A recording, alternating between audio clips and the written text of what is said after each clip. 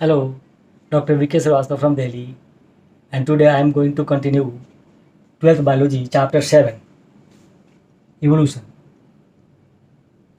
7.8, A Brief Account of Evolution. इस topic में हम ये पढ़ने वाले हैं कि प्लांट का ओरिजिन इवोल्यूशन कैसे हुआ और स्पेशली एनिमल में रेप्टाइल्स ग्रुप का और मैमल का इवोल्यूशन कैसे हुआ, ये आज हम डिस्कस करते हैं। पहले देखते हैं brief account of evolution of plants. ठीक, हेलो, तो हम देखते हैं कि प्लांट्स का ओरिजिन एंड इवोल्यूशन कैसे हुआ है। कि ब्रीफ चार्ट मैंने बनाया है ये दिखाने के लिए कि अगर 3 पीरियड डिवाइड किया गया है, 440 के पहले का पीरियड है ये, है ना, 440 के पहले का पीरियड है, इसको कहेंगे पीरियड ऑफ फॉसिल्स। लिख दिया है मैंने, पीरियड ऑफ फॉसिल्स, यस। तो इस ग्रुप में जो भी प्लांट थे उसमें सीड फंड्स के कुछ एंसेस्ट्रल स्टॉक बच गए, सीड फंड्स बच गए। और सीड फंड जो थे, सीड फंड्स 350 के आसपास, उससे थोड़ा पहले थे, यानी ऊपर जाएंगे आप तो घटता जाएगा ना, ये नीचे आएंगे बढ़ता जाएगा, यानी 400 के आसपास, 375 के आसपास ये seed fund 375 million years ago के आसपास धरती पे एग्जिस्ट कर रहे थे ये। ठीक है, तो देखिए पहले का जो कुछ भी लिखा हुआ है किताबों में, एनसीईआरटी में जो कुछ भी दिया हुआ है इस फिगर के बारे में आप जानते हैं, इसमें की इंटरप्रिटेशन ये है पहले के प्लांट कैसे थे और कहाँ से आए थे। इसमें बताया गया कि 3.5 बिलियन ईयर्स तो प्रोटोजोआ और कहते हैं प्रोकैरियोट्स वगैरह का ओरिजिन हुआ होगा। उनसे आर्कीबैक्टीरिया, यूबैक्टीरिया, साइनोबैक्टीरिया जैसे ऑर्गेनिज्म धरती पे आए, फिर प्रोटोजोआ आए, फिर इवोल्यूशन हुआ तो साइनोबैक्टीरिया से कोई ये बना ग्रीन एल्गी के एंसेस्ट्री। इनसे आया कि जिनमें जाइलम और फ्लोएम हो सकता था, जाइलम एंड फ्लोएम टिश्यूज़ का ओरिजिन कुछ ग्रुप प्लांट में हुआ। इनसे जो बने थे राइनिया, जो सारे के सारे ये फॉसिल हैं, राइनिया मेजर और राइनिया ग्वाइनगोवानी, ये 2 फॉसिल्स ट्रेस किए गए हैं, स्टडी किए गए हैं, फॉसिल फॉर्म में है, एलाइव कोई नहीं है। साइलोटम जो है पौधा आज भी एलाइव है और टेरिडोफाइटा का सबसे बेसिक प्लांट है, जो ओरिजिनेट हुआ था पेलेजोइक एरा के आसपास बाउंड्री में, लेकिन वो एग्जिस्ट कर रहा है आज भी। और माना जाता है कि जितने भी ग्रुप के प्लांट्स हैं, चाहे वो ब्रायोफाइट्स हो, बी फॉर ब्रायोफाइट्स, या टेरिडोफाइट हो, ये लाइकोपोड्स, इनसे बने हॉर्स टेरिडोफाइट लाइकोपोड्स, टेरिडोफाइट्स का हॉर्स टेल, या फिर इसके फर्न्स वगैरह बन गए जो आज के डेट में लाइव है, फर्न्स बन गए। फर्न्स के बाद में नीटम वगैरह जैसे ग्रुप ऑफ प्लांट बने, सब इन्हीं से माना गया है सीड फर्न्स वगैरह का ओरिजिन इन्हीं एंसेस्ट्रल स्टॉक से हुआ होगा। गौर से देखते चलिए। तो ओवरऑल देखते हैं कि Paleozoic period of fossils, Mesozoic बीच वाला जो जिसमें जुरासिक पार्क भी का आप लोगों ने पिक्चर देखा होगा, मूवी देखी होगी, पीरियड ऑफ डायनासोर कहते हैं इसको, है ना, जुरासिक के पीरियड था इसमें। फिर सोनोजोइक हो गए, ये करंट सेंचुरी से नज़दीक होता है। सीनोजोइक कहते हैं सेंचुरियन के बहुत ही नज़दीक का पीरियड है। देखिए घटता जाएगा ऊपर तरफ में, है ना। ये देखिए जैसे ये तो ट्रेस है कि साइकस बहुत नया है और ये थोड़ा पुराना है, और पहले ये और पहले ये और पहले। तो ब्रायोफाइट्स में जो मॉसेस वगैरह थे ना, मॉसेस, उनका ओरिजिन माना गया। मतलब कि ब्रायोफाइट के सिंपल मेंबर है वो 350 से लेके 400 के बीच में धरती पे ओरिजिनेट हुए और इवॉल्व हुए। तो ये है कहानी। अब यहाँ पे देखते हैं कि फंड से क्या बना होगा। Seed fund was progenitor of cycas and Pinus. ये देखिए 2 ग्रुप में डिवाइड हो गया, एक को कहें डाइकॉट और दूसरे कहते हैं monocots. Dicots and monocots, monocot advance माने जाते हैं जो सीड फंड वाले किसी ग्रुप से बने हैं ये। और ये प्रोजिम्नोस्पर्म, तो बीच में एक ग्रुप में आता है hemi angiosperm, hemi HEMI, hemi angiosperm एक असेंबलीज है आर्टिफिशियल। माना गया कि सीड फंड्स के बाद से साइकस आए होंगे, साइकस को क्रॉस करके ये देखिए हेमी एंजियोस्पर्म, और ये पैरेलल किसके हो गया, नीटम के, जो जिम्नोस्पर्म का सबसे एडवांस मेंबर होता है। जिम्नोस्पर्म का सबसे एडवांस मेंबर है, जो कॉन्टेम्पोररी है, इसी पीरियड में डाइकॉट भी ओरिजिनेट हुए होंगे, ठीक, और फिर मोनोकॉट इनसे ओरिजिनेट हुए होंगे। तो ये कहानी कहती है। तो देखते क्या है कि ओवरऑल जो इवोल्यूशन का सीक्वेंस था होता है ब्रायोफाइट, टेरिडोफाइट, जिम्नोस्पर्म, एंजियोस्पर्म, ये कहानी थी। अब इसका मैं एक flow chart, simple flow chart sketch करने जा रहा हूँ। तो हम देखते हैं ये टोटल इवोल्यूशन सीरीज जो हमने प्लॉट किया है ना, क्या देख रहे हैं इसमें कि देखिए गौर से एक्सप्लेन करता हूँ। क्लोरोफाइसेट एंसेस्ट्री, ग्रीन एल्गी में भी कोलियोकीट माना जाता है सबसे एडवांस। इसमें इरेक्ट सिस्टम और प्रोसेस सिस्टम, दो सिस्टम होती है। तो कोलियोकीट से क्या बने होंगे, सिंपल ब्रायोफाइट्स, ये ग्रुप बना होगा सिंपल ब्रायोफाइट्स। देखिए सिंपल ब्रायोफाइट्स बने होंगे जैसे रिक्सिया, और फिर इससे इवॉल्व हुआ एडवांस ब्रायोफाइट्स जिसको कहते हैं मॉसेस, जिसका एक एग्जांपल है पोलिट्राइकम, है ना।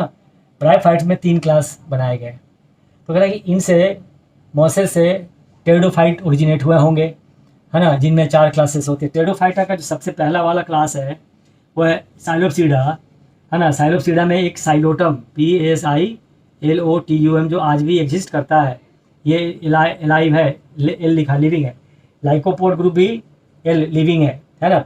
इसमें होमोस्पोरस लाइक लाइकोपोड्स और हेटेरोस्पोरस लाइक सिलाजिनेला, ठीक है। जिनेला के किसी एक ग्रुप से बना होगा स्फेनोप्सीडा।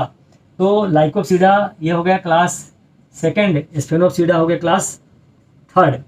इसमें ना हॉर्सटेल इक्विजिटम आता है, EQUISETUM। आप चाहें तो साइमल्टेनियसली अपने कॉपी में इससे लिख भी सकते हैं, आप नोट भी कर सकते हैं। तो इससे बना फंड्स, ये हो गया फोर्थ ग्रुप हो गया फंड्स का, फिलिकेल्स कहते हैं, जैसे फंड्स आ गए। तो फंड्स में जो है टेरिस, फिर आ गए ड्रायोप्टेरिस, है ना, टेरिस, फिर बताया एडियंटम वॉकिंग फर्न, ड्रायोप्टेरिस, ये इवोल्यूशन का लाइन है।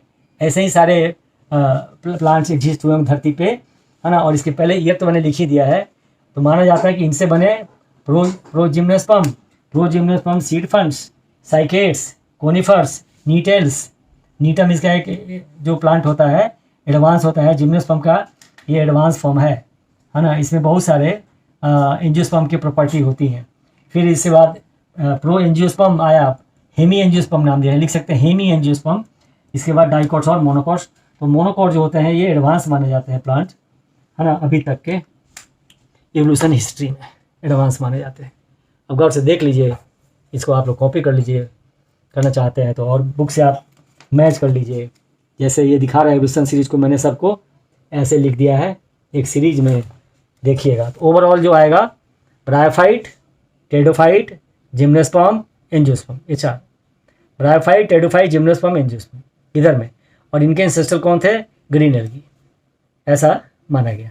बहुत ही कॉम्प्लेक्स है, ठीक है ना, बहुत ही कॉम्प्लेक्स है सिस्टम। यहाँ हमने क्या लिखा है, लाइट में चमक रहा है, टेरिडोफाइट लिखा है, टेरिडोफाइटा है ये, है ना। 4 क्लासेस टेरिडोफाइट लिखे हैं, स्पेलिंग देख लीजिएगा।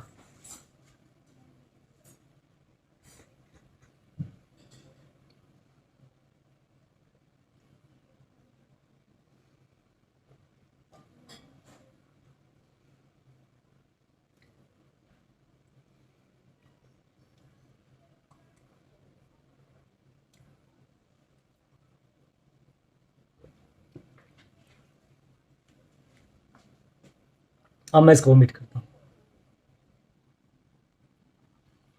ये ओवरऑल कहानी है ना, लोअर प्लांट से हायर प्लांट के इवोल्यूशन में, ठीक। और हम लोग प्लांट में भी देखते हैं चार्ट में, देखिए ना इंजेक्शन की, इस चार्ट में क्या दिखा है, ब्रायोफाइट, ये भी ब्रायोफाइट के मॉस दिखा रहे हैं, और ये टेरिडोफाइट का हॉर्सटेल दिखा रहा है, और ये फर्न को दिखा रहे हैं एडियंटम वॉकिंग फर्न दिखा रहा है ये, और ये जिंको दिखा रहा है, ये नीटम का पौधा दिखा रहा है, और ये साइकस का पौधा दिखा रहा है, और ये फ्लावरिंग प्लांट्स में डाइकॉट दिखा रहे हैं, और ये मोनोकॉट दिखा रहे हैं। तो हमने इसको ओवरऑल में लिख दिया है, जो आप यहाँ से देख सकते हैं, कॉपी कर सकते हैं, ठीक। अब देखते हैं ज़रा सा पेज नंबर 139 का, जो ये कहानी यहाँ लिखी गई है, इसको पहले दोबारा ओमिट।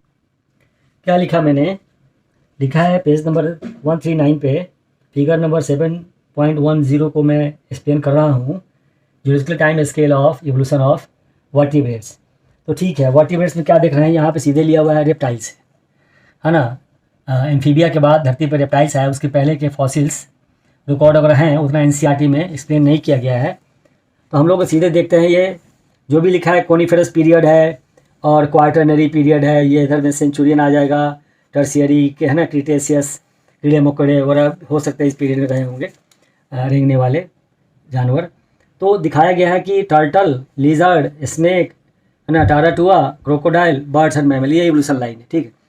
तो इसमें देखा गया कि 350 मिलियन ईयर्स बैक में ना जो भी बने थे वो है अर्ली रेप्टाइल्स थे, जो एक्सटिंक्ट हो गए, सारे एक्सटिंक्ट हो चुके हैं, सब एक्सटिंक्टेड है, जो भी नाम लिखा आप याद कर लीजिएगा। एक ही क्वेश्चन जो पूछेगा मैमल का और एंसेस्टर कौन है, तो यहाँ पे आंसर दीजिएगा आप लोग साइनोप्सीड। साइनोप्सीड जो है ना वो एंसेस्टर स्टॉक है किसका, मैमल का। इस पेज पे इतना ही एक्वेंटेंस आपको करना है, ठीक, बाकी की उसकी ज़रूरत अभी नहीं है, फिर क्वेश्चन जैसा आएगा वैसे देखा जाएगा। बाकी जो बातें हैं इसमें देने वाली वो मैं पहले स्केच दे चुका हूँ मैं, ठीक ना। Hello, I am doctor VK Srivastava and today I am going to discuss and continue chapter evolution 12th biology, Hardy-Weinberg principle. Today I am going to explain, which is mentioned on page number 136 and figure number 7.8. So Hardy-Weinberg principle explain frequency based modification of genes and development of characters. Okay, so frequency is supposed to remain fixed and even remain the same through generations. This was the finding of the Hardy-Weinberg. Hardy-Weinberg principle stated it using algebraic equation that was a plus b to the whole square equal to 1 square equal to 1। तो अगर हम a को ऐसे करते हैं p dominant अलील और q को recessive अलील, इसके अकॉर्डिंग ये हो जाएगा p square plus q square plus 2pq, है ना, 2pq equal to 1 square equal to 1। This was called principle of genetic equilibrium, principle of genetic equilibrium, ये था हार्डी-विनबर्ग का ओपिनियन, है ना। तो देखते हैं जब एनसीईआरटी में तो लिखा है कि this principle says that allele frequencies in a population are stable and is constant from generation to generation. तो कांस्टेंट के लिए यहाँ दिखाया है 1, तो 1 को मैं लिख सकता हूँ, यह है कांस्टेंट। कोई भी चीज़ होगा कांस्टेंट चेंजेज होगा विद इन द 1 होगा, नॉट बियॉन्ड द 1, यही कहना चाहते हैं, बियॉन्ड द 1 नहीं होगा, है ना, within the 1। The gene pool, total gene and their allele in a population remains a constant. This is called genetic equilibrium. Sum total of all allelic frequency is 1. Individual frequency, for example, can be named P and Q. तो अगर मान लिया जाए थोड़ी देर के लिए कि P अगर डोमिनेंट अलील है एंड Q जो है वह रिसेसिव है, अगर अलील है तो क्या हो जाएगा, P प्लस Q, तो ये देख रहे हैं ना। अब इससे क्वेश्चन बनता है कि किसी पॉपुलेशन में अगर रिसेसिव जीन की फ्रीक्वेंसी 0.4 है ना, if frequency of recessive alleles in a population, है ना, वाज कितना 0.4, then find out frequency of recombinants out of population of 200। ये क्वेश्चन अगर है आप सब लोग देख लीजिए, फिर पढ़ देता हूँ इफ फ्रीक्वेंसी ऑफ रिसेसिव वाली लेने पॉपुलेशन है ना वाज या इज भी कर लीजिए, वाज इज वाज है ना 0.4, then find out frequency of है ना recombinants out of population of 200। तो बहुत सिंपल से है कहानी, पहले क्वेश्चन नोट कर लीजिए आप लोग।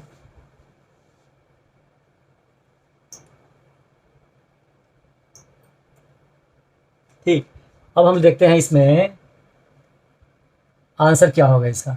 अभी मैं आता हूँ आंसर क्या होगा इसका। देखिए आंसर इसको ऐसे लिखेंगे आप कि वन आंसर लिखेंगे 1 माइनस 0.4 कितना हो जाएगा 0.6, ये क्या हो जाएगा भाई, ये हो जाएगा पी। तो रिकॉम्बिनेंट पूछा है 2p q पूछा हुआ है, तब तो वैल्यू मिल ही गया 2 इंटू पी का वैल्यू हो गया 0.6 और q का वैल्यू होगा 0.4 है ना। तो ये हो जाएगा कितना 48, तो हो जाएगा 2 इंटू 0.24 मतलब कि 0.48 हो जाएगा और इसको लिखेंगे 48% है ना। So out of population of 200 ये क्वेश्चन है ना, आउट ऑफ पॉपुलेशन ऑफ 200 कितना हो जाएगा, 0.48 इंटू 2 हो जाएगा यानी 0.96 हो जाएगा और इसको क्या लिखेंगे 96%, ये लिखें आउट ऑफ पॉपुलेशन ऑफ 200। ये इसकी कहानी होगा, गौर से देख लीजिए।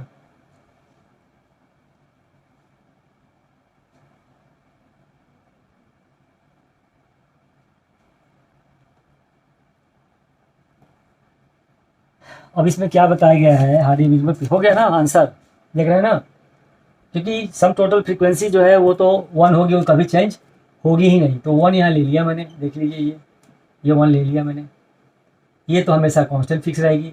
1 माइनस 4 तो ये हो गया डोमिनेंट, जब डोमिनेंट मिल गया रिसेसिव मिल गया तो रिकॉम्बिनेंट बन ही जाएगा। अब इसमें दिखाया गया है इस फिगर में, देखिए गौर से है ना, देखिए ये वेरी पॉपुलर फिगर है, यहाँ दिखाया गया है ना, देखिए ये। और अब इसको एक्सप्लेन करता हूँ मैं। इसमें दिखाया गया है कि ये जो मेन इंसिस्टल स्टॉक है जो इसको 1 से रिप्रेजेंट किया है, ये है पहला वाला, number of individuals with a phenotypes, total population दिखा रहा है, कह रहे हैं phenotype favoured by natural selection, ठीक है। Medium size individuals are most favoured, ये मीडियम साइज हो कौन से गए भाई, वही हो गए 2pq वाले हो गए ये मीडियम साइज जी। तो वो कह रहा है कि इस पॉपुलेशन के अंदर वो मीन मान सकते हैं 2pq वाला। अब जब कभी भी नेचुरल सिलेक्शन फेवर करती है ऑर्गेनिज्म को, और जब कभी भी ये ट्रांसफ़र होंगे, माइग्रेट होंगे, जीन फ्लो होगा, one place to another place से ट्रांसफ़र होंगे, तो 3 तरह के पॉपुलेशन होंगे अलग अलग कैरेक्टर वाले। एक पॉपुलेशन जो होगा उसमें डोमिनेंट एलील नंबर ज़्यादा होगा, एक जो होगा रिसेसिव का पॉपुलेशन बनेगा और दूसरा मिक्सचर ऑफ 2 का बनेगा। इसको मैं ऐसे एक्सप्लेन करके आप लोगों को दिखाता हूँ। देखिए अगर हम ये मान लें थोड़ी देर के लिए मान लें कि PQ है, जो क्या करें मीडियम साइज है, ये मीडियम साइज ऑर्गेनिज्म है, ये पॉपुलेशन है, कह रहा है कि इसको नेचुरल सिलेक्शन खूब पसंद करती है, फेवर भी करती है इवोल्यूशन पॉइंट ऑफ व्यू से। तो हम देखते हैं अगर इनकी मेटिंग और ब्रीडिंग की फ्रीक्वेंसी अगर कंसीडर करें तो ये गैमीट्स बनाएंगे ऐसे, देखिए गौर से PQ और ये बनाएंगे PQ, ठीक।